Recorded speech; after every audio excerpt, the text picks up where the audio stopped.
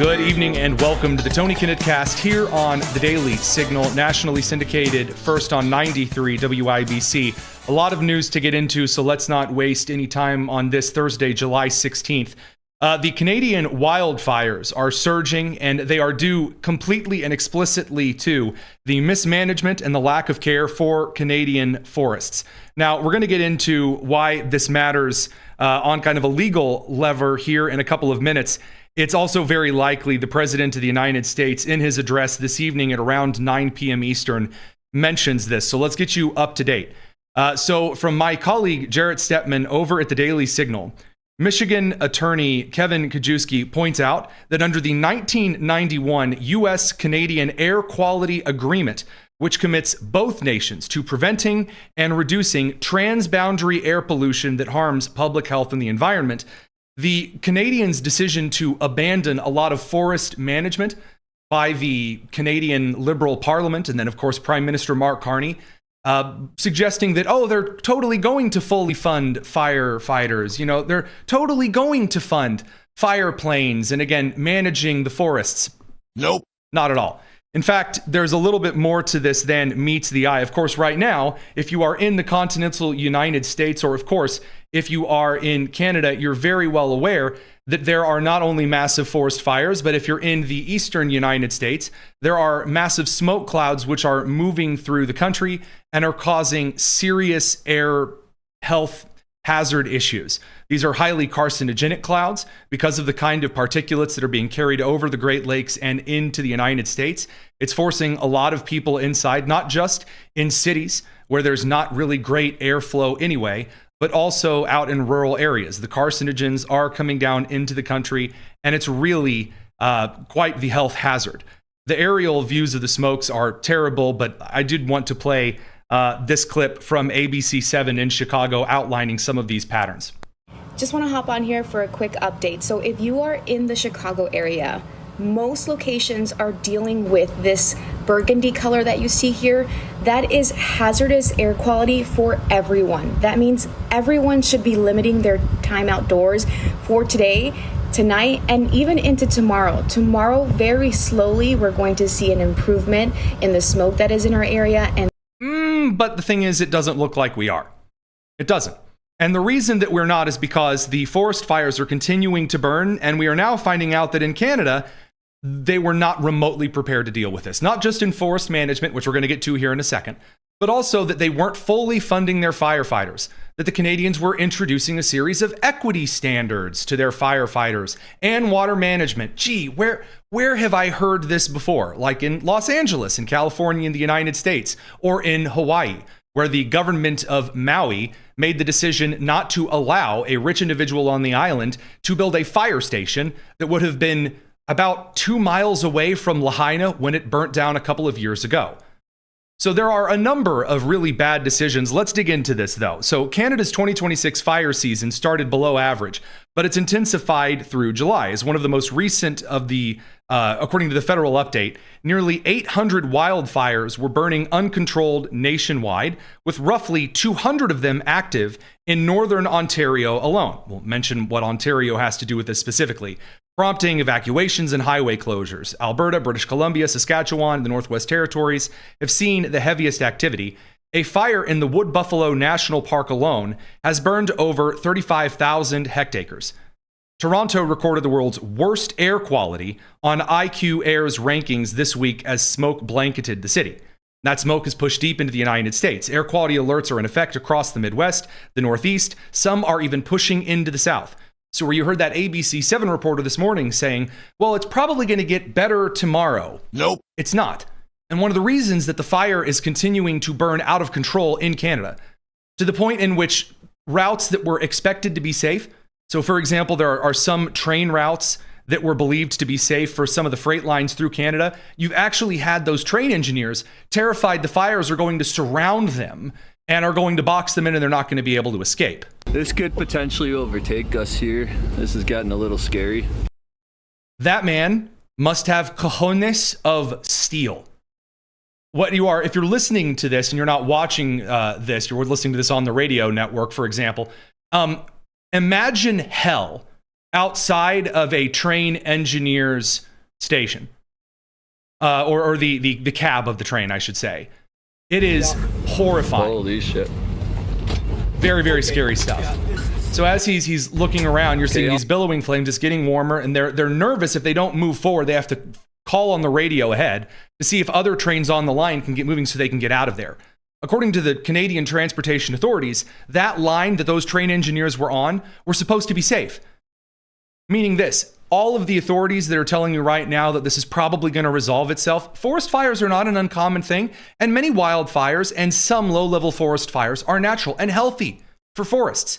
But the Canadian Parliament elected not to do series of controlled burns. Again, we've heard this in the United States before, with California, with Washington State, with Oregon, several other southwestern United States areas that have elected to abandon certain levels of forest management. Of course, the Biden administration's Bureau of Land Management elected not to do some series of controlled burns.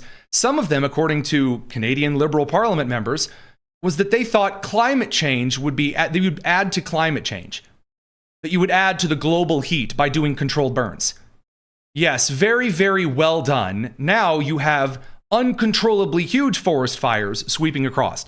So on to, again, some of these updates and what we're actually seeing here in the United States. Minnesota, Michigan, Wisconsin, New York, New Jersey, Pennsylvania, Massachusetts, and Maine among them, with New York City and Boston both seeing hazy skies, health warnings for children, the elderly, pregnant women, and people with respiratory conditions because of Canada. And then also, of course, as you remember back during the Biden administration's management of the forests, this has become a recurring summer pattern rather than a one-off event. Similar smoke incursions were seen in 2023 and 2025. Now, here's where this meets the road. According to the Fraser Institute, Canada's wildfire problem stems from decades of underfunded, purely reactive suppression policy rather than proactive fuel management, which is kind of weird because what's the first thing that you always hear when any of the Canadian liberals or the American liberals get up in front of the public to do an event? First, we need to do a land acknowledgement for the Ojibwe tribe who once used to take care of these lands. And yeah, a lot of those Native American tribes just so happened to understand forest management better than the lesbian barista who's now running for the Canadian Parliament. And in a couple of ways here, according to articles from not just the Fraser Institute, but also from, for example, the Washington Examiner, Globe and Mail, wildfire agencies have been considered at a tipping point because suppression costs keep rising while prevention budgets stay flat. Canada lacks a single national authority responsible for wildfire preparedness. Responsibility is split between provinces and federal departments. And here's the rough part about that. When you have Doug Ford, the Premier of Ontario, who is far more focused on trying to keep his cabinet officials from national scandals, in which his cabinet officials are running around getting $120,000 hotel stays, essentially really good salaries being spent on hotel stays from Doug Ford's cabinet, you can see how people would be a little concerned that he's not spending a ton of his time on dealing with the wildfire prevention that someone in Ontario might come to expect. Well, if we were sitting, that's one thing, but anything else, they're paying back. I have zero tolerance for that. But you said the party. Thanks, Colin. You said the party. Reporters are following him around saying, look, you've said that you were going to be against corruption and essentially the Tim Walz of Minnesota, but slightly norther, where the fraud stops with me and the corruption stops with me. Reporters are following him around in Canada saying, are you going to do anything? Are you going to be useful? Unfortunately, that appears to be no. According to, again, the Fraser Institute reporting, some of the other media outlets who have covered this before I could today, the Liberal government of Canada promised $500 million over 5 years for wildlife assistance. However, Ottawa's only delivered a small fraction of that. They've pledged to train 1,000 new firefighters by summer of 2022, and that remained unmet more than a year past the deadline, contributing to a crew shortage during what was then Canada's worst fire season on record. One of the reasons why is because Canada went to go recruit firemen in ethnically diverse and genderly diverse communities. See, the problem is that we don't have enough female and foreign or maybe black and brown firefighters. Has anyone counted the indigenous firefighters that we have? How about we just have firefighters? How about we just give them the staffing and the budget they need to do things And we do certain levels of forest management in the prevention side. Radio crew will see you on the other end of the commercial break. I'm going to address a few things here on the live stream. It's nonstop tonight. It's the Tony Kinnett Cast on the Daily Signal. Now, I'm sure already that some of the comments are pointing out, look, the Canadian forests, they've got about 369 million hectares of forest. That's about 912 million acres, just under a billion. That represents close to 9% of the world's total forest. They say, I'd like to see you, Tony Kinnett, take care of those forests. You even know how many trees that is? At least 7, probably more than 7 trees of that whole almost a billion acres. So here's the thing. You do not need every man, woman, and child out with a rake from Home Depot out there raking up all of the loose branches, trees, and bushes there, eh? That's not what it requires. Scaled up prescription and cultural burning, ideally coordinating with Native American or indigenous fired stewardship programs that have generations of experience with controlled low-intensity burns, not only reduces the accumulated fuel load, you can do it in ways that actually cut off a lot of these millions of acres of forest from each other. It requires a little bit of planning and, yes, actually cooperating with some of those Native American or indigenous crews that you claim to love so much. It turns out that there's a little bit more than drag queen land acknowledgments to doing some of this stuff.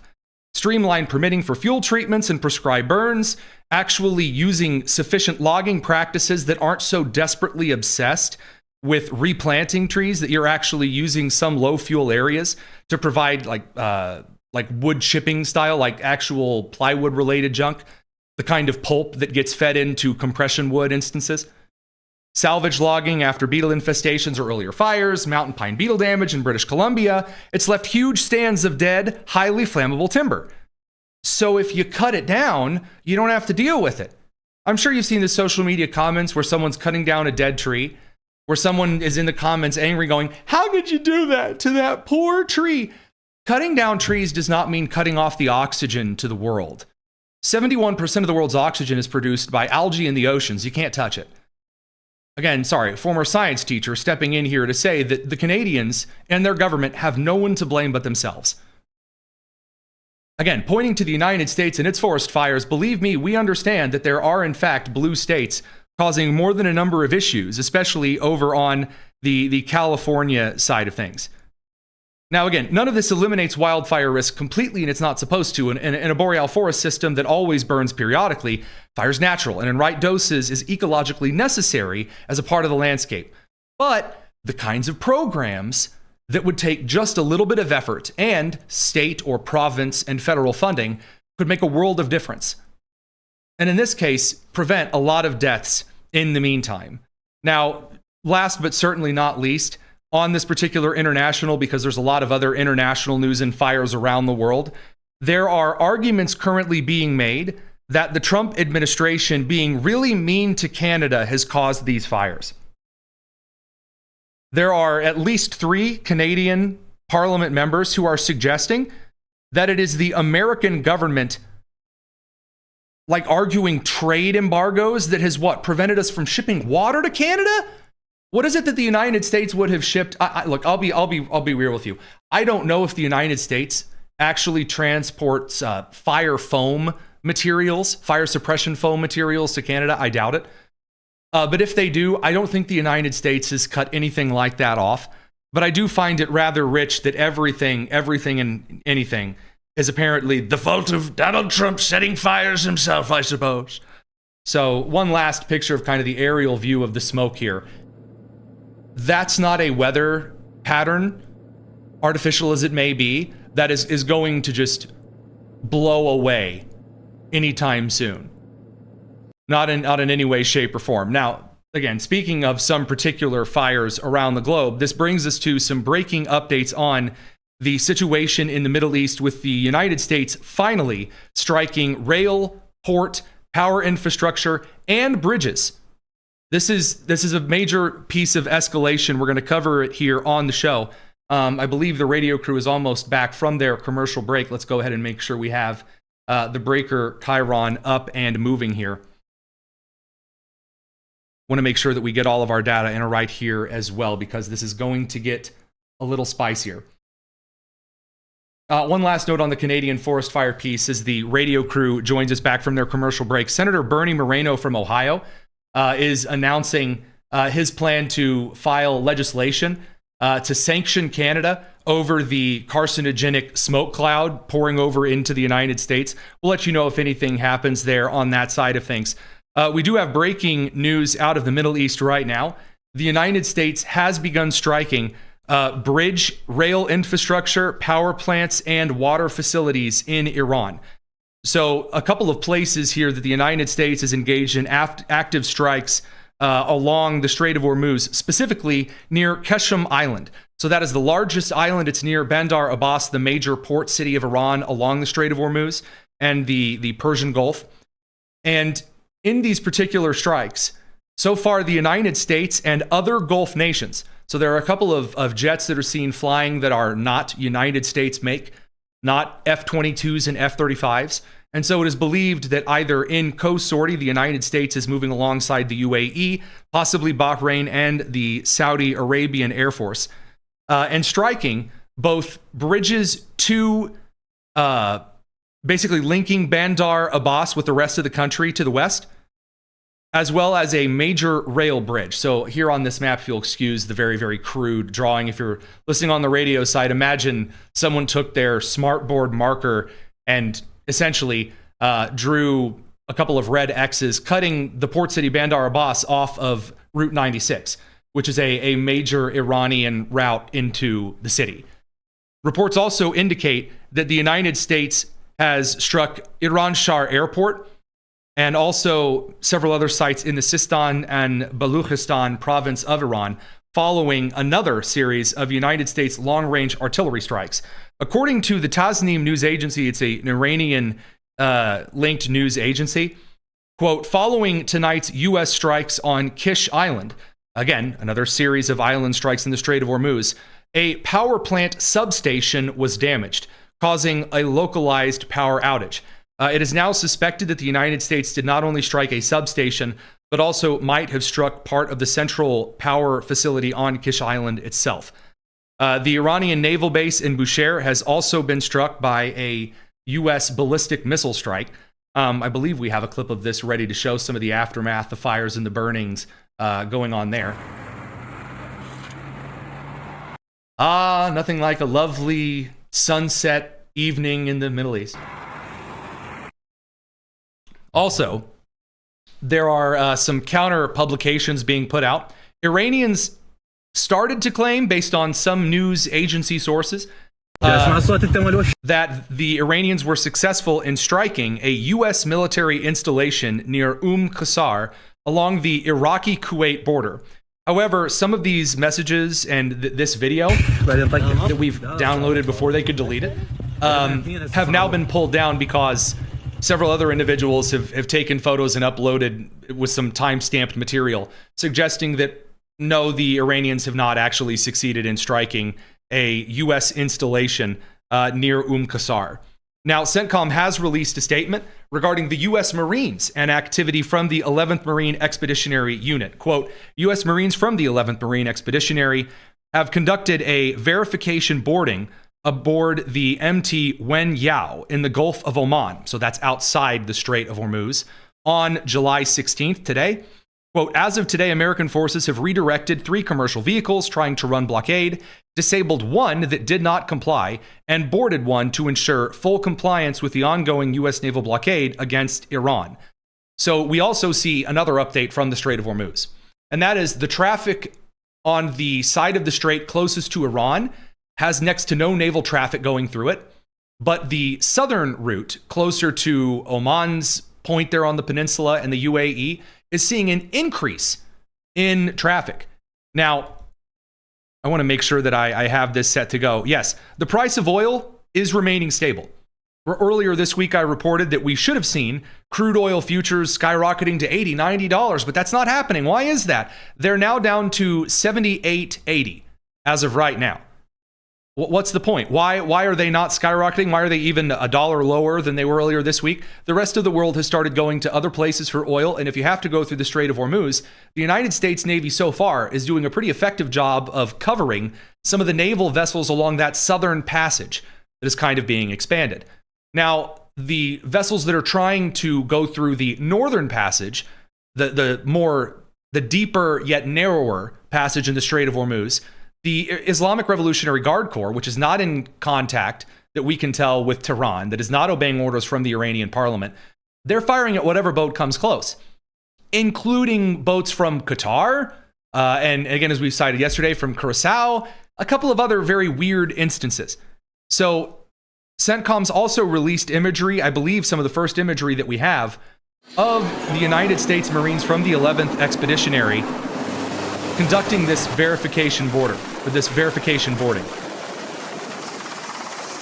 So the quick reminder as this video plays here, again, if you are listening to this and not watching it, picture Marines looking as awesome as the United States always is, making it over to some of these boats and landing and, doing what Marines do.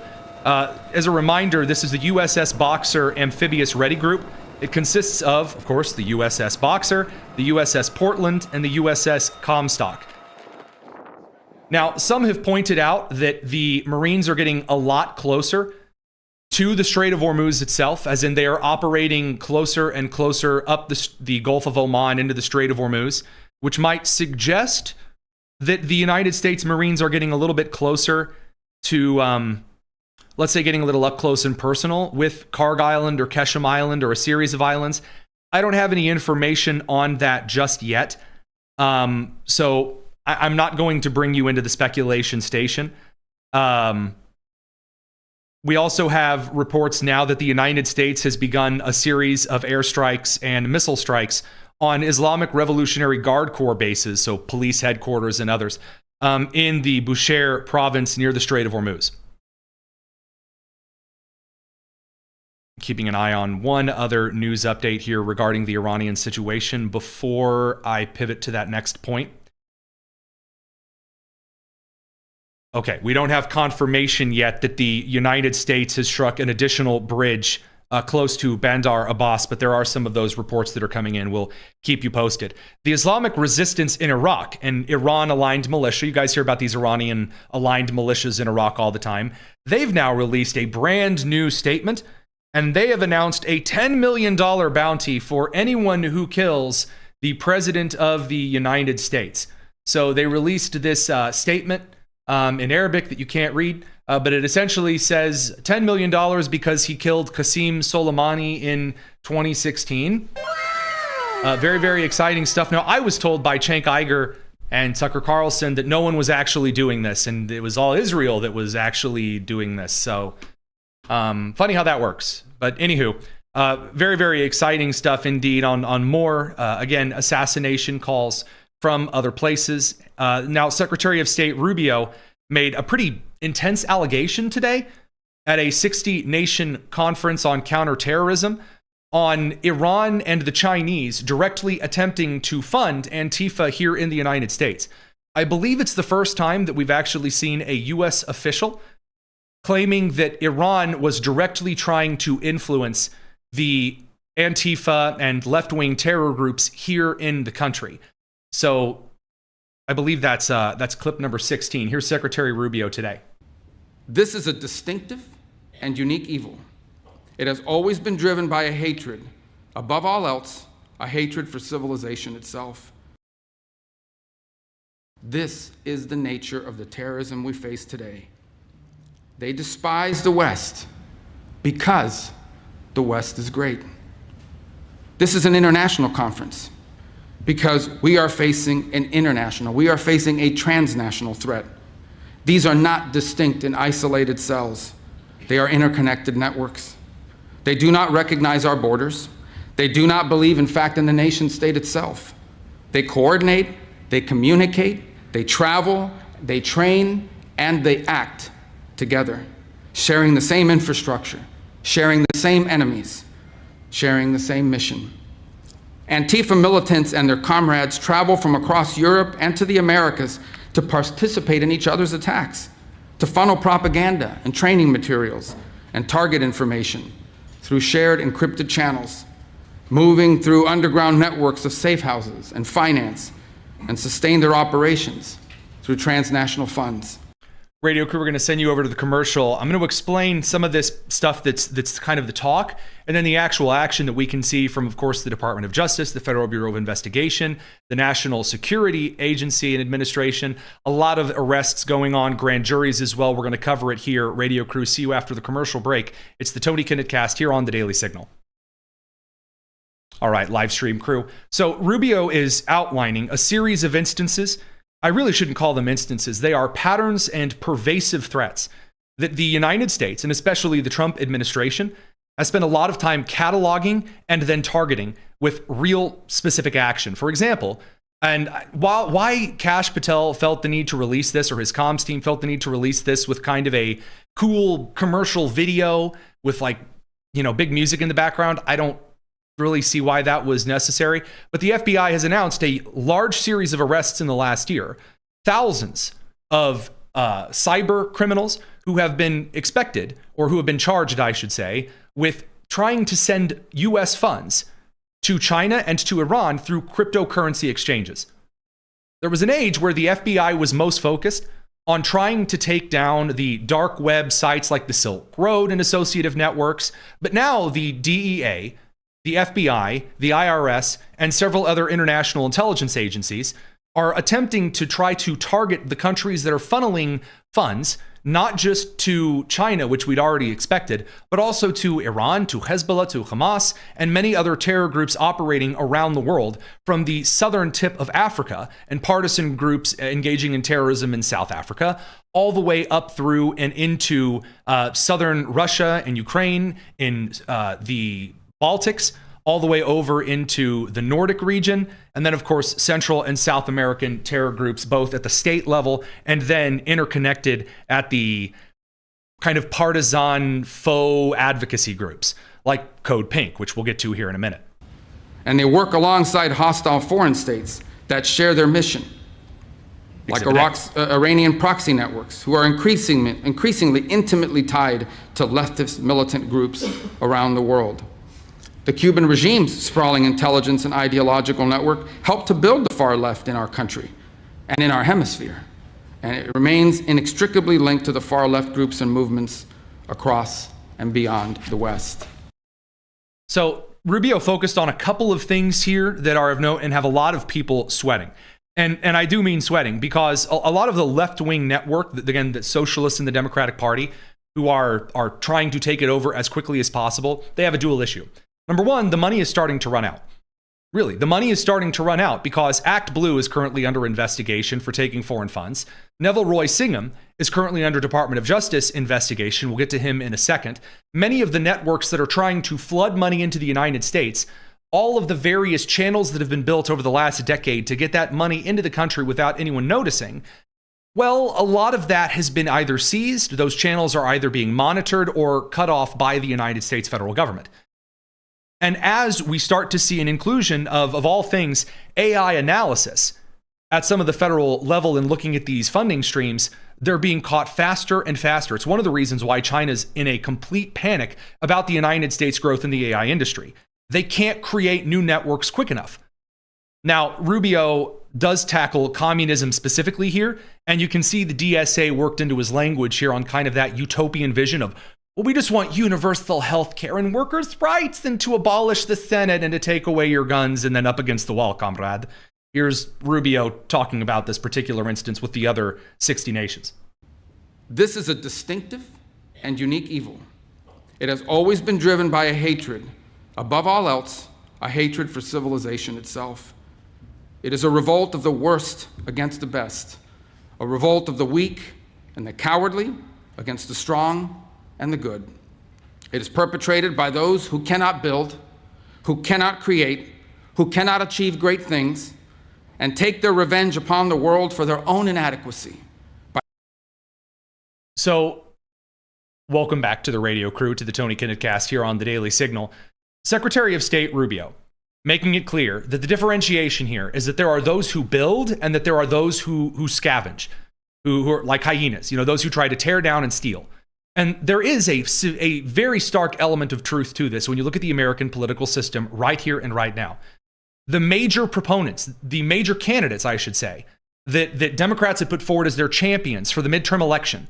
Now, some of them are stepping out, but if you look at individuals like, again, Graham Platner in Maine, who never really worked in his life after coming back from being a mercenary with Blackwater and being a dock worker to make $1,500 and then not really doing that, and then running a mostly fake oyster farm.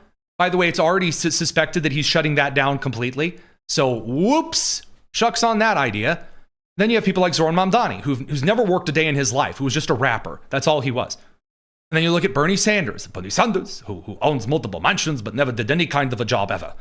And those kind of individuals are putting forward the young Chevalier and the other communists and Marxists that have been put forward winning their primaries in New York City, who are just permanent students. That's their job. Or Abdul El Sayed up in Michigan, who, yeah, he has his doctoral degree, but he's never actually worked as a physician in any way, shape, or form. These kinds of people, these individuals, are those who do not work. They do not build anything. They do not create. They do not innovate. They do not launch to make anything better. They just reorganize assets around them and then threaten, cajole, and steal from those who do. By seeking to destroy those who can. This is what radical leftism is. It may wear various different slogans and ideologies across place and time. They can call themselves anti-capitalist or anti-imperialist or communist or anarchist or Marxist, but the fundamental character is always the same. It's always the same. It is a poisonous resentment cloaked in the language of equality and justice and liberation, an overwhelming need to tear down what greater men have built, to wreck what is beautiful and what is right on behalf of people who are only filled with ugliness and have nothing else to offer the world. So that brings us kind of over to the last point, is what is this collection going to do? What are we actually going to see from Rubio? He's the Secretary of State. He's the acting national security advisor. He's, again, the chief national archivist. By next week, he may be the coach of the Miami Dolphins. What is this wearer of many hats, who has been put forward as, by the Trump administration, kind of the leader of U.S. policy on the international stage? What's the plan? Because, again, there are many other nations who are present who want to be aligned with the United States, but who, according to their own media groups, they say, okay, yeah, sure, maybe there's Antifa OST in Germany and in Austria and many other European countries that engage in open terrorist acts. But then when you hear certain elements of the German government or the Austrian government, to the media, they say, we've never heard of this group in our life, and please don't look at the man behind the curtain. When they come to the United States, though, they do engage and try to work with Rubio. So what are they going to do? Here's Rubio's answer. Through intelligence and information sharing, through coordinated law enforcement strategy, through financial targeting and disruption, we will dismantle these networks brick by brick. It is time for the people of the civilized world to defend ourselves, to stand united against this encroaching darkness and fight for what is ours. It is easy to destroy great things. It is far more difficult to make them. Now, what actually do these look like? I'm sorry I'm not playing the entire clips. I would recommend that you go look up his full speech. It's very good, but I want to keep things moving here because there's just far too much to cover to play all of these clips in full. So what does this look like? Well, now, a federal grand jury in the Southern District of New York, at the request of the Department of Justice, is investigating China-based tech tycoon Neville Roy Singham. So he is an almost billionaire. He's a major multimillionaire. Over his alleged financial improprieties involving $278 million that investigators say moved through his financial network over the past decade. Now, who is Neville Roy Singham's wife? Was that? Oh, the founder of Code Pink, the group that, along with Hassan Piker and, several women in the Progressive Caucus in Congress of the Squad, attempted to blockade run supplies to the communist Cuban regime and have attempted to encourage and incite violence here in the United States. Some of the same individuals, for example, that are calling for the abolition of police and immigration customs enforcement, etc. ad nauseum. So this federal investigation crew, the federal grand jury, and then the investigators are examining whether wire fraud, bank fraud, money laundering, or other financial crimes, as well as violating the Espionage Act and aiding and abetting global enemies of the United States, going against certain control acts passed by Congress over the last 65 years, were committed, as hundreds of millions of dollars allegedly flowed through shell companies, of course we've talked about this on the show before, and a Goldman Sachs philanthropic arm into left-wing nonprofits and activist organizations. While no charges have been announced, the investigation remains ongoing. Why the investigation ongoing? Why? Because right now, federal agencies are watching as individuals try to do rug pulls.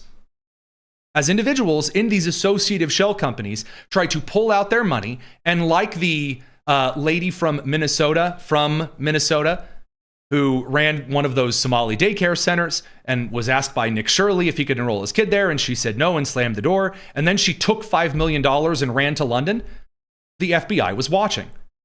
Just like the FBI is currently watching those who have been accused of fraud in the New York City, for example, some of the Korean communities running fraudulent adult daycare operations, allegedly fraudulent daycare operations.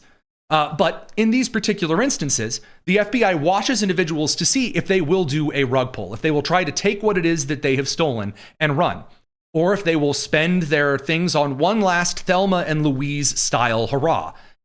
And what they are finding is that, first of all, a lot of these criminals are wildly stupid and think that they can just get away with whatever it is that they want. I mean, Neville Roy Singham has certainly believed so. He thinks that as an expatriate, even though he is technically an American citizen, one of the reasons why Congress needs to change what it takes for you to announce you are revoking your American citizenship, Neville Roy Singham has been abroad for the last several years, making it clear that he despises the United States and he'll try to undermine it and any of her allies in the process. America is the most deeply racist society in the world, perhaps with the exception of Israel.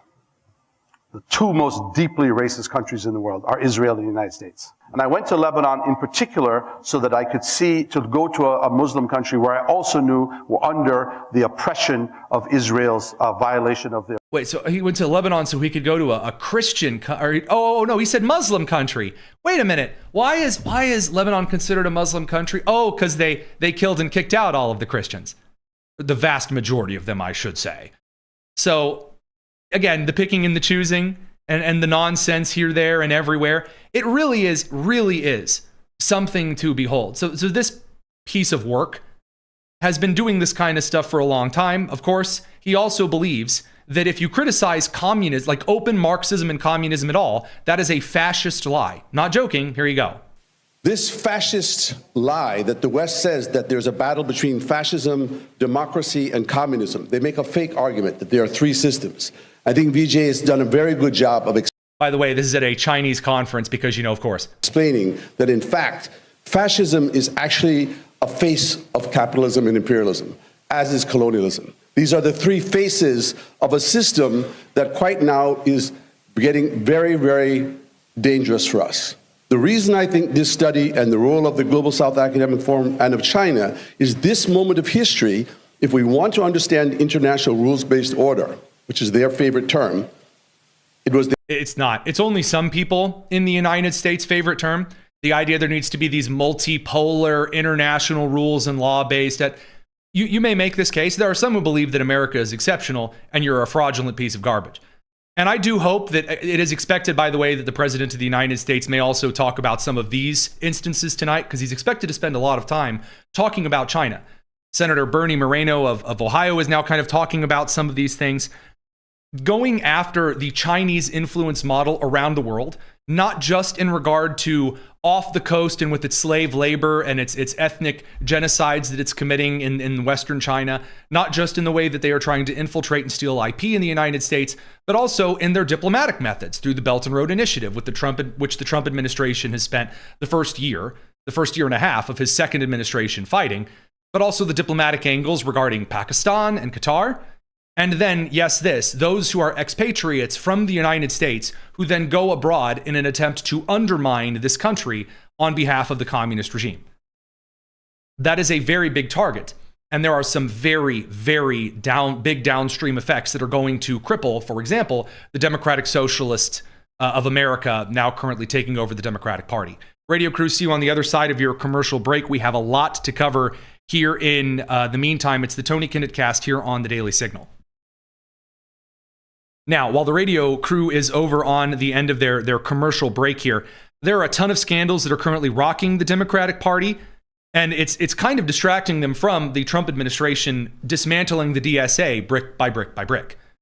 And it's not going to, shirk or fall apart. There are very few Democrats who are trying to stand in the breach at the moment, saying, they don't want anything to do with socialism. Americans don't want anything to do with socialism. You have some media personalities like Stephen A. Smith doing this, but he's one of very, very few. This fascist lie. Nice try. Stephen Smith. We damn sure don't want to be a socialist nation. This ain't Denmark. This ain't Finland. This ain't Sweden. This is the United States of America. You roll over to these borders with the vision and the fantasy and the passion that, here, I can achieve anything. Some things in life are guaranteed, like death and taxes and Stephen A. Smith yelling. And I don't even know why the man has a microphone. You probably heard him when he did this broadcast. He's not wrong here, by the way. I ain't trying to be like everybody else. I'm trying to be one-on-one. That's what this is about in America. The issue, though, as you heard, is that Stephen A. Smith is saying, we're not the Baltics. We're not Sweden. The socialist class does not just want to be Sweden in the Baltics. Bernie Sanders ran that, or not the Scandinavian countries. Bernie Sanders ran that argument back in the aughts. He doesn't use it anymore. They openly say that the United States needs to be like China. They're very, very clear about it. And all of the other Democrats in the party, all of those other Democrats in the entire party are sort of falling in line. So Nancy Pelosi initially came out and said, well, someday these kids are going to fall in line. There was a clip of her earlier this week saying that someday she thought the socialists, yeah, sure, they're crazy now, but someday, someday they're going to realize that maybe they were just being a little bit too much there. Someday they're just a smidge overboard. Well, Pelosi's kind of trying to push back now. Nobody really believes her. Alexandria Ocasio-Cortez is just going head first into it because she really wants to run for president in 28. And so here she goes again on the abolition of the U.S. Senate, just tearing the country down brick by brick. Here you go. Congresswoman Alexandria Ocasio-Cortez pressed on one of the many controversial goals of the DSA as the far-right fringe rides high off recent primary victories. Roll it. The DSA co-chair suggested that part of the platform may be abolishing the Senate. What are your views there? I mean, again, I'm not running for any larger office presently. She's running for re-election because, again, the term for Congress people in the House is every 2 years.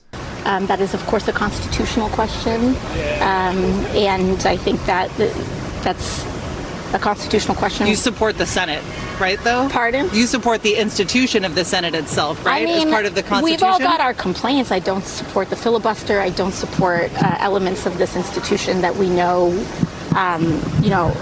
were founded on Jim Crow. Yeah, no. Now, the scandals are much worse. Much worse in the meantime. Radio crew, welcome back from the commercial break. We do have a couple of pretty significant scandals that we need to discuss. So first of all, the generic congressional ballot numbers. Again, I know the polling isn't the biggest scandal ever. Not only are Democrats in a very rough spot, where there are members of the Democratic National Committee who are being asked to sign non-disclosure agreements by senior DNC officials because the DNC is out of money. Democrats at the top level. Now, individual campaigns people are donating to, like James Tallarico, who we're going to get to in a second. He's getting lots of money in donations, but people aren't donating to the DNC to then distribute funding. And that's causing a whole lot of problems. First of all, black Democrats are not getting any money at all.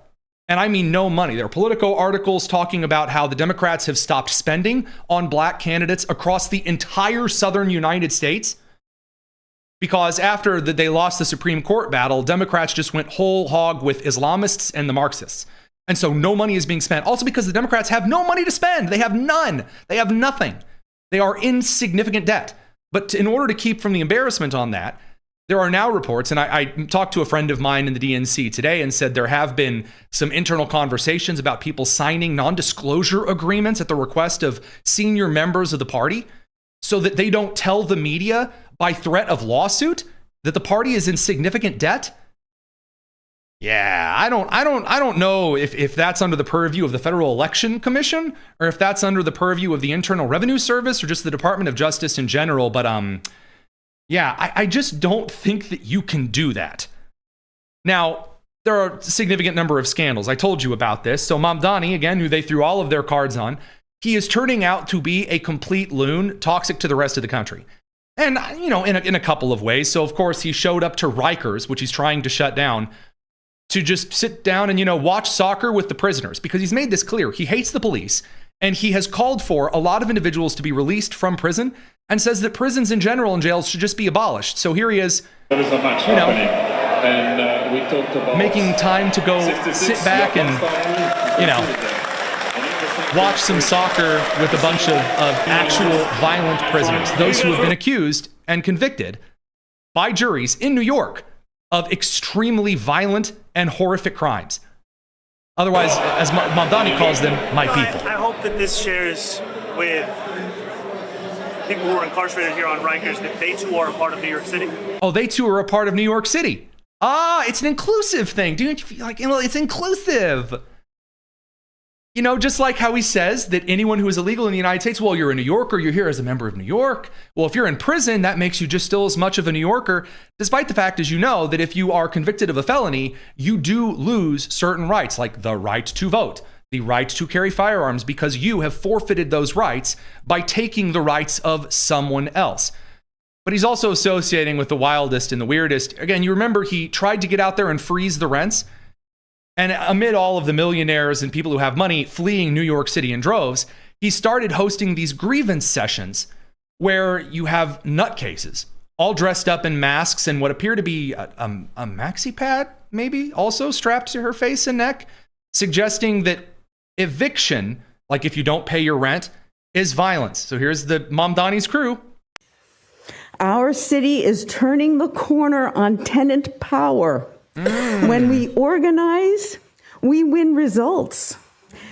The Mamdani administration is emboldening us so that we no longer tolerate the violence of evictions as a matter of business as usual. Oh boy. My landlord owns dozens of buildings. Yeah, I mean, I'm guessing because he paid for them. But he is not a steward of the public trust. In fact, it is the opposite. But you chose to enter into an agreement, a contract, to rent from, again, explaining things to brick walls in that case, I'm sure. Now, the downstream effect of this, by the way, is that the public support for the Democratic side of the aisle on the socialist front has evaporated. It has evaporated. So numerous polls showing like up to 3/4 of the American people polled, registered and likely voters, are completely against the Democratic aims, which so far, on the socialist side, are just offering free healthcare. Now, you have to also accept all of this insane violence and horrible policy, but we promise we'll totally give you really great healthcare. Of course, it fails every time that it's tried, and in Canada is basically just a way to tell the young and the old to commit suicide, but trust us, it's going to be really great. Then, when you actually look at the polling data here, what we're finding is that all the way from Arizona over to Maine, Republicans are gaining ground in polling despite doing pretty much nothing. And that's just on the socialist side. Now, on the corporate Democrat side, on like the technocracy, kind of the older establishment crew, they're also having a really rough time. So in total fundraising down in Georgia, the Republican candidate Jackson has so far raised $113 million. The Democrat candidate, Bottoms, has raised $3 million. So Jackson is currently up by $110 million in this race. Now you say, hang on, wait a minute. Isn't James Tallarico raising far more than Ken Paxton in Texas? Yes, he is. But again, with a little asterisk there, and we will get to that. Now, moving over from Georgia, before we hit Arizona and Ruben Gallego and some fun new scandals over there, Tim Walz up in Minnesota is being asked to stay away from any candidates in the election because he's now upset that Marco Rubio and the State Department, as well as the Department of Homeland Security under Mark Wayne Mullen, deported an illegal immigrant who just so happens to have been convicted of abusing children sexually, that Tim Walz then pardoned so that the guy, Mr. Van, wouldn't be deported. So again, here was Tim Walz explaining on the pardon board, of which he is a member, that he didn't want him to be deported because deporting a convicted sex offender would not make anyone safer. Vang's case, I would state this, that I can find no reason how Minnesota will be safer or better if Mr. Vang is deported to a country he has not been to since he was a child. I mean, yeah, certainly there's no reason to suspect that someone who has committed an offense once would commit the offense again. Isn't that right? Fraud cases in the state of Minnesota. Fox 9 reports. So, from that point forward, the United States then grabbed him and then deported him. So bewilderingly, and I mean bewildering, there's no reason. Walz gets out in front of the cameras again and is like, who's the real victim here? The sex offender. Yeah, that's right. Man, the midterm decisions are just insane. Now, radio crew, we're reaching the end of your broadcast hour. We're going to let you guys go here so we can continue on the live stream. There was just way more news than we could fit in the broadcast hour, and I apologize. It's the Tony Kinnett Cast here on the Daily Signal, nationally syndicated and first on 93 WIBC. Y'all take care. All right, while the radio crew is pivoting away, here was Tim Walz today. Just, the insanity. I guess the question I would ask is did that make us any safer? Did that make the children that are left behind any more stable? Did it improve? I think that children who have one less sex offender around them, I got to tell you, I really think that, getting rid of individuals who have been convicted of those particular acts, if they're not from here especially, I'm not really seeing the issue with removing them. I think that does, in fact, make Americans safer. It's, whatever. The hilarity of this brings us over to kind of the last of the large-scale scandals, because we also have to cover some news in Phoenix. In Arizona, Senator Ruben Gallego is also now going through a scandal of his own. So as you will remember, that Eric Swalwell of California, he was accused initially of a couple of sexual offenses, impropriety around the ladies, and then getting really way too close and personal with a lot of staffers. And he and Senator Ruben Gallego got up and said, nah. Eric said, I'm a great guy. And Ruben Gallego said, he's a great guy. We've been buddies for ages. Here's pictures of us riding on camelback shirtless in the Middle East together. And we're buddies. And then a lot of the videos came out of Eric Swalwell kind of, groping and molesting his staff and other ladies in hotel rooms. And then Ruben's like, well, I didn't know. I just thought he was a womanizer. I mean, come on. Everyone's like, that's kind of weird. That's kind of weird, Senator Ruben Gallego. And then the whole Graham Platner scandal started. And I mean scandals, plural, very plural. And all of the disgustingness came out. And what happened? Ruben Gallego said, you know what? I'm going to tell you what. I don't think that any of these scandals are true. I like Graham Platner. He's a good man. He's a great man. And then all of the Platner stuff got worse, and then Platner dropped out. So Ruben Gallego 0 for 2. Well, according to a new New York Post article by Stephen Nelson, Senator Ruben Gallego, according to new reporting, has had multiple sexual relationships with House staffers in the past. And here's the details. So the 46-year-old lawmaker has previously admitted to 2 relationships, both with aides to Texas Democrats, to one source, while a second person said they had recently learned of the romantic entanglements. A third source confirmed one of the the relationships, which were of course consensual. They said However, these occurred during Gallego's decade of representing Phoenix, Arizona, in the House. Now here's the catch. Gallego was married in 2021, and these relationships appeared to have taken place before he was married. So the issue in this instance is not that he cheated on his wife. Now, was he like 20 years older than these ladies and like hitting them up? Sure. Again, is that the issue itself, Lily? Not necessarily. What's the problem? There is an ethics report, an ethics complaint, I should say, brought up against Ruben Gallego by Representative Anna Paulina Luna of Florida last month. And this particular complaint alleged that Gallego was guilty of a couple of different financial violations on the election side and also some sexual misconduct allegations. And after after Senator James Lankford of Oklahoma ended up dismissing the case, didn't ask about Gallego's relationships with staffers. Instead, after they put that away, several sources came forward to the New York Post and to others and said, wait a minute, actually, the ethics committee didn't dig in the right places. They didn't dig and actually ask former individuals that Ruben Gallego was in relationships with if he did anything wrong or weird. So now we're coming forward because after seeing this ethics complaint just dismissed and seeing the stuff with Platner, we think you guys should know that Ruben Gallego's kind of skeezy. I don't know about this. And there are people inside the Democratic Party right now who are panicking over this because either Graham Platner's got staff who are very revengeanceful. No, that's not a word, but it kind of fits. And are out to just drag anyone down with them that they can because they feel that Graham Platner and the socialists have been betrayed.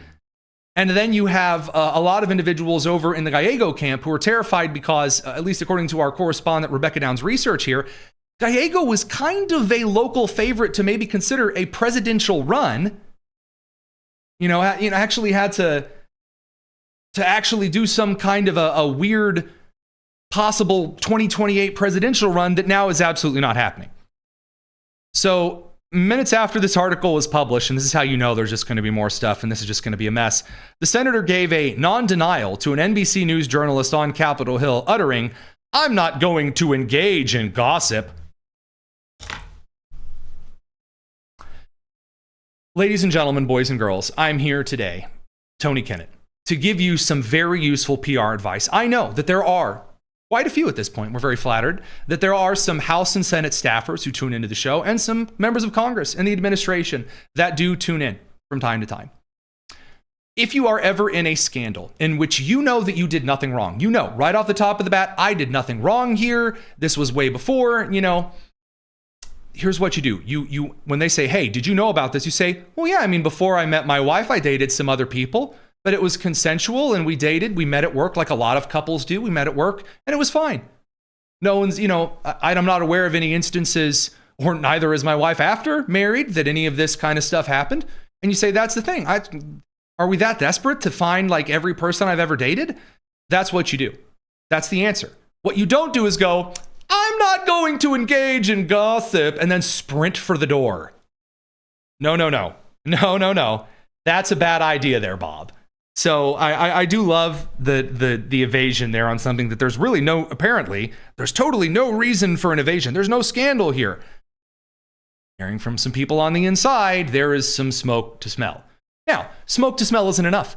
There are people saying right now, are you going to call for him to resign, to step down from Congress? No, I don't think he needs to. I would recommend he answer a couple of questions here, but it's up to him. He's set a series of these standards forward for everybody, so he should answer on some of these standards. Cool. Kind of crazy how that works out. Now, that brings us over to the President of the United States' a planned address this evening, because there's a lot of rumor mongering about it. After I said I was going to mention this regarding Phoenix. There was an attempted shooting.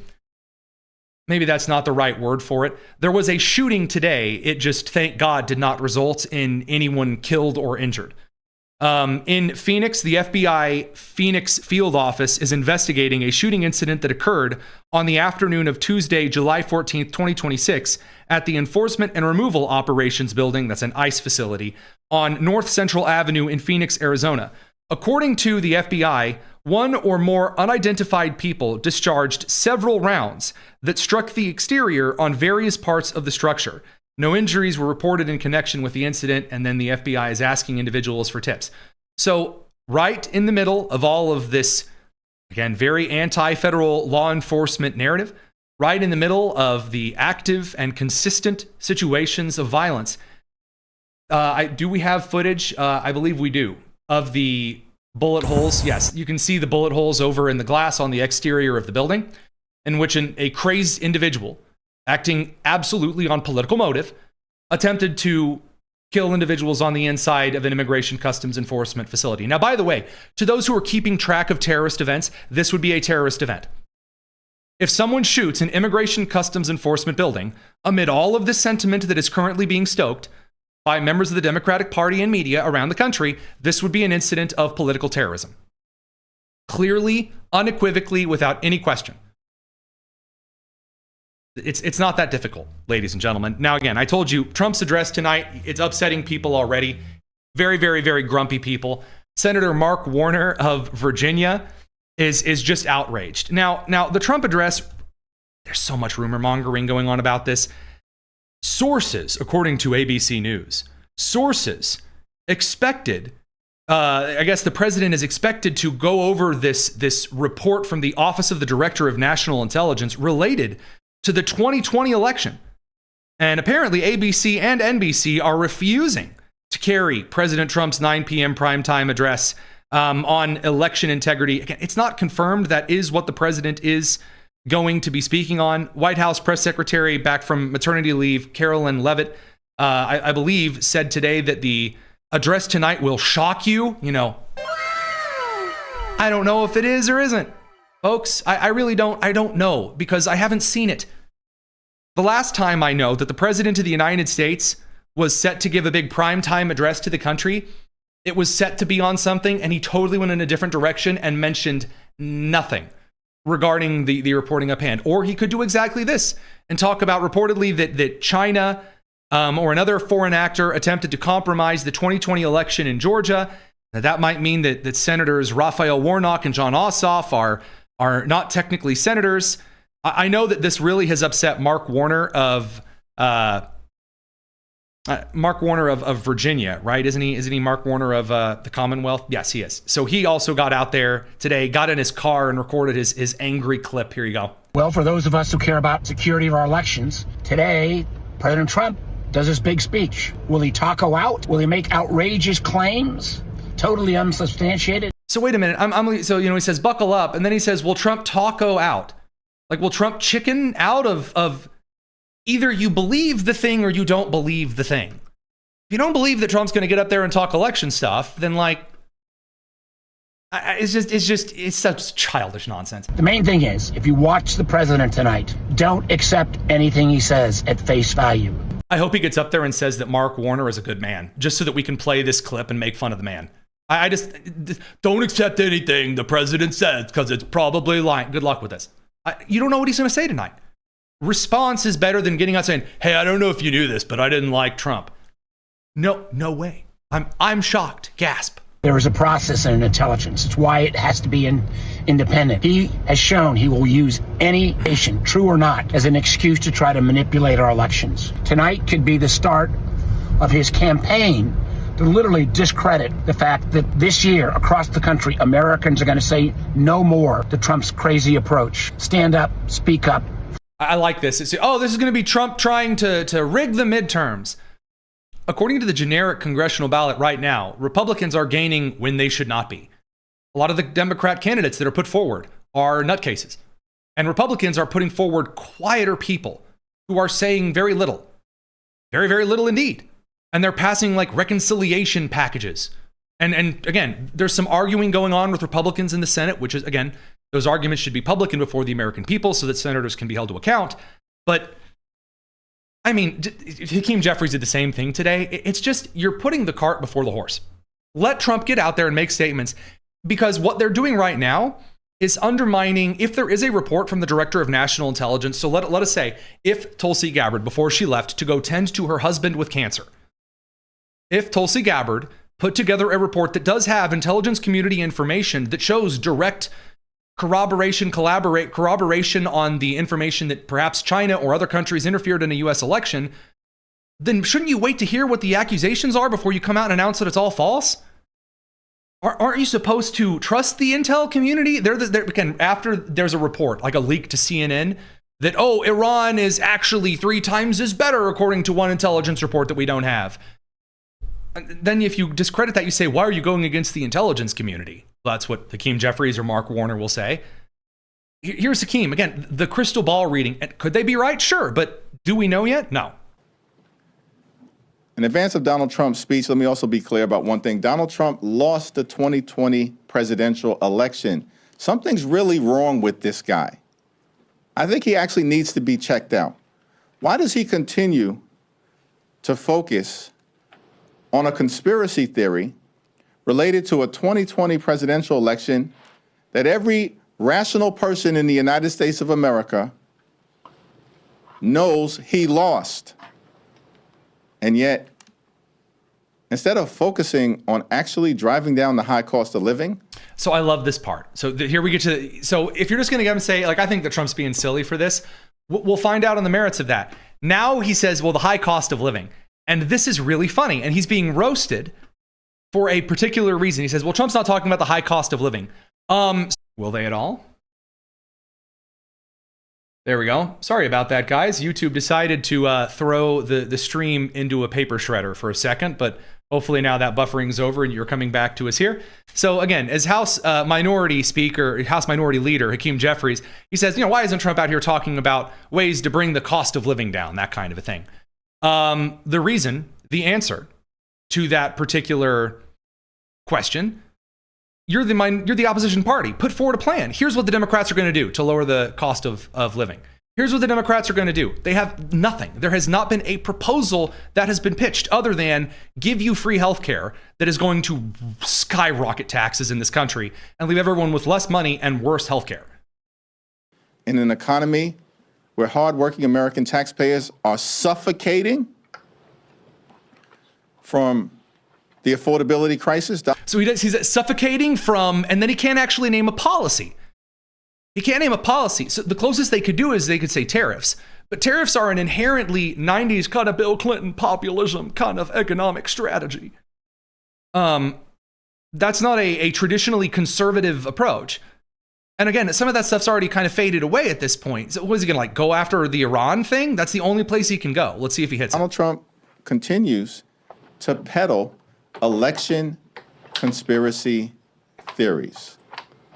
House Democrats are committed to making sure that we have a free and fair election in November. And when that occurs, we're confident that we're going to take back control of the United States House of Representatives. None of that made any sense at all. In the House, we are going to make sure it's William Shatner speaking style, but run through the Barack Obama VHS series. Just weird indeed. Gavin Newsom also released a little thing today. I can't help playing this because all of the pearl clutching. Again, is Trump going to speak on this tonight in full? No one has the idea yet. But doing all of your prejudgment early, not necessarily the way to go. But the playbook's there on the other side. I didn't finish the story about the last election here in California. Donald Trump, the morning of the election, after he sent out the BORTAC teams, also sent out on Truth Social, said the election was rigged. Before the polls were open, the election was rigged. Not only did he do that, he sent out the week prior the Department of Justice to do the monitoring to assess and prove the theory. Well, that would be all well and fine and good here if we didn't have, again, the reports, not from right-wing sources, but from independent and some left-leaning sources, that there were those on Skid Row and in Los Angeles that were participating in illegal ballot harvesting, meaning this: you had homeless individuals that were essentially being filled or getting ballots filled out for them and then put into the mailboxes, that kind of like voting on behalf of other people, sending in multiple ballots. And so the DOJ went in to investigate because guess what? That's illegal. Left, right, center, up, north, down, south, east to west, doesn't matter. What did he do right after the elections? He then filed lawsuits, hoping to get to the Supreme Court, saying he had proof that the election was rigged. Of course, this was all after trying to purge our voting rolls. Had we not sued, that would have happened. Purge voting rolls of whom, Gavin? Purge the voting rolls of whom? Because from what I've seen regarding the Save America Act, it's purging the voter rolls of those who are no longer living. So, I mean, that's like half of, the Chicago voter base. Purging those who are not citizens of the United States. And also, may I point out, I am still notified to this day that I am registered to vote in the state of Wisconsin, and I have not lived in Wisconsin since 2016. It's a problem.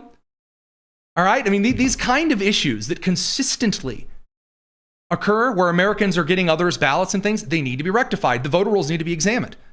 If you do not believe that you have the ability as a party, Republican, Democrat, Independent, Libertarian, Green, birthday, to get out in front of the country and get people to register to vote because they're not going to automatically recycle, that's not a voting issue. That's a you issue. That's a you problem. And it isn't quite clear right here and now it isn't quite clear here and now what in the United States case the argument regarding, voter fraud is really going to float either way. Again, the Save America Act stuff, like the panic over it, I just don't think it resonates with Americans. And by the way, if the president of the United States gets up tonight, and he does, talk all about 2020 election stuff, unless the evidence is right there and it is damning and it is clear, I don't think it's going to move the needle. I don't think it's going to move the needle either way. We'll have to see. That's all of the minute speculation on that side that I'm going to dive into. Now, the last thing that I will pull here for y'all on the show that I have been, I've been looking forward to. Former presidents, however, are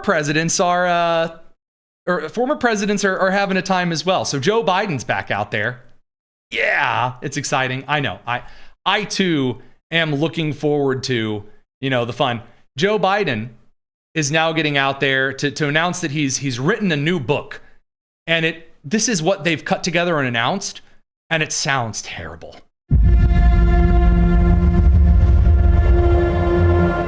Since I left the presidency, I've had a lot of people ask me, Joe, what have you been doing? No one's asking that. There's a clip of Don Lemon as well, where it's like, people have been asking me, Don, why aren't you going to run for president? Don Lemon, you should run for president. No one goes up to average people and peppers them with questions like this.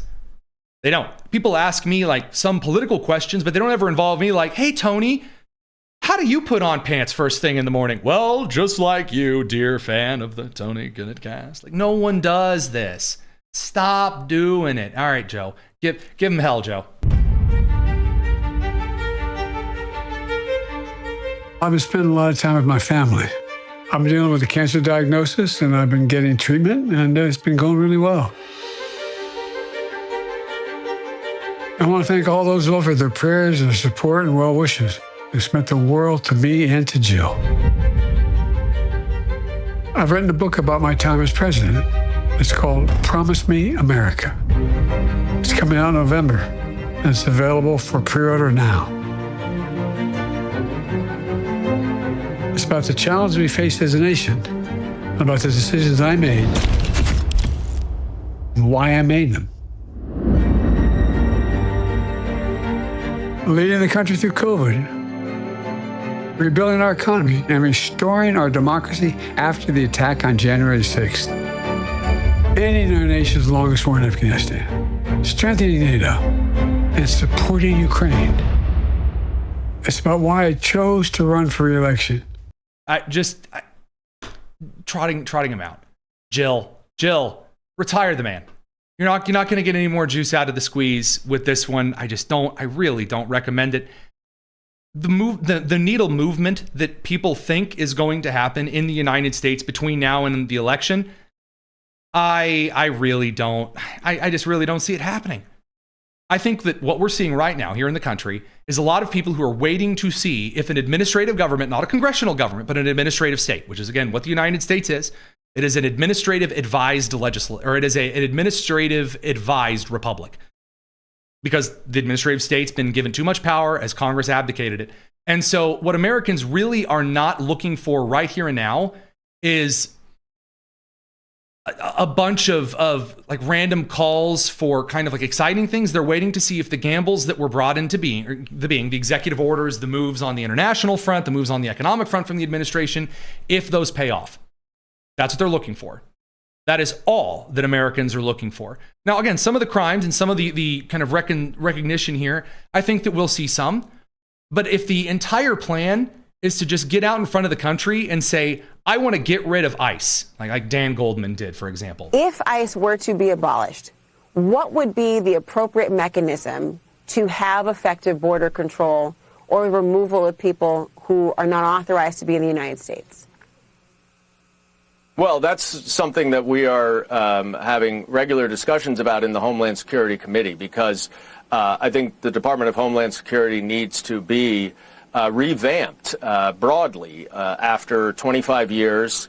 And now that ICE is effectively the 5th largest military in the country, in the world, rather, that was never its intention. That's not going to, that's just really not going to, that's not going to drive the engagement. This is like the I Hate Trump Part 2. It's not driving voters. Again, hey, you may in fact be, Daniel Sachs Goldman, the New York 10th congressional Democrat representative there. You may think that's going to drive people out. It's not going to drive people out. I'm sorry. It's just not going to be the move here. And in the same way, by the way, where you have all of the self-obsession, like Don Lemon, again, I told you about the clip of Don Lemon saying, people have been asking me to run for president. This is the clip I'm referring to. Your political ambition, is that true? No, but people keep asking me if I'm running for president.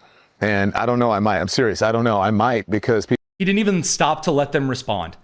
He's like, people have been asking me if I should run for president. And I say, I don't know, I might. He has to jump in because if he doesn't say anything, it'll be a Jeb Bush please clap moment where no one is excited about this idea. It's terrible. People keep asking me to do it. I actually think I would be a really good president of the United States. Okay, you're being serious. No, I'm being totally serious. So what would it take? He's so excited that for they the people to want me. I want people to want me. Ew. Oh, brother, this guy stinks. Yeah, one of the comments, who exactly is asking him? The voice is in his head. Yeah, a little bit there. Last thing I wanted to share with you guys because it tickles me. Jennifer Welch, the left's podcast savior here. She has decided to go all in on, of all things, screaming about homeschooling. Guys, you do not have to go down this road. You don't have to. You don't have to go down this road of just screaming that anything at all in the country is a white supremacist mechanism for evil and all other kinds of stuff. Here is that particular clip. You would not believe how many people in Bible study homeschool their kids. And you just think, I worry about that. So that's the move. That's going to drive out the left, is that homeschooling is bad. Angie Sullivan out there saying, I listen to all these Bible studies and they're homeschooling their kids. That's terrible. And then you see those witness booklets or whatever they're called that the Duggars use, and they're top out at 8th grade. I mean, I just think homeschooling is a bad idea from soup to nuts. I don't care if you're a nuclear physicist. I think it's just fucking weird as fuck that you. Sorry about the language there. This is just, an old angry hag. Want your kids around you all day, every day, and all night. And just the socialization. For me personally, it was that I would have gotten up on my hands and knees and strapped them to my back and crawled. That's really, really exciting. Here's the issue. And I'm sorry, got a little tired of the really salty language here. I'll kind of throw it out this last point here. So the vast majority of individuals that I've known that are homeschooled happen to be some of the most intelligent individuals that I've ever met, who were, in fact, writing and reading Latin by the end of 8th grade and score so well on their ACTs and SATs. When I look at the public school systems and I see students that can't read 2-syllable words, I don't think that's going to drive them. I don't think it's going to drive people out the way that you think that it's really going to level with you. I don't think that's going to happen. That's just a me thing, kind of reading the temperature of where we are at the moment and what Americans are and aren't focused on. So those last things I did want to get in just for the sake here at the end of the show. For all of y'all, just a little bit of the good old-fashioned mail time. On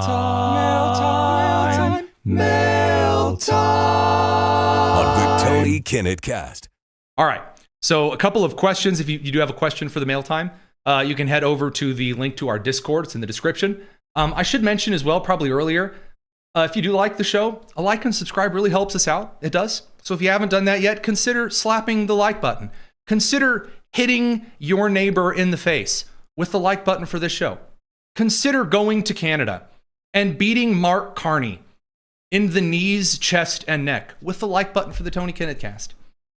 I would love to see that news story. Anywho, so some of the questions here for